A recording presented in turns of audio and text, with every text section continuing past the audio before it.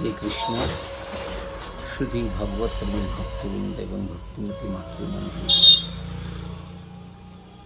ব্যাসদেব মনুষ্য প্রজন্মের কল্যাণের জন্য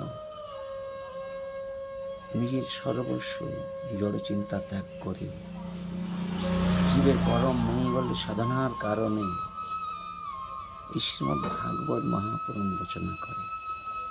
ব্যাসদেবের মুখ্য উদ্দেশ্য যাতে ভাগবত শুনে মানুষ প্রেম ভক্তি লাভ করতে পারে, আর ভক্তি মানুষের সব মনের অভিলাষ পূরণ করতে পারে। ভক্তি কি দিতে পারে? ভগবান কি দিতে পারে? জ্ঞানের দ্বারাই, তপস্যার দ্বারা, শিব পূজার দ্বারাই ভগবানকে পাওয়া যায় না, একমাত্রই ভক্তি প্রয়োজন। তাই সকলের কাছে আমার অনুরোধ, শুদ্ধ ভক্তি লাভ করুন। রাধে রাধে।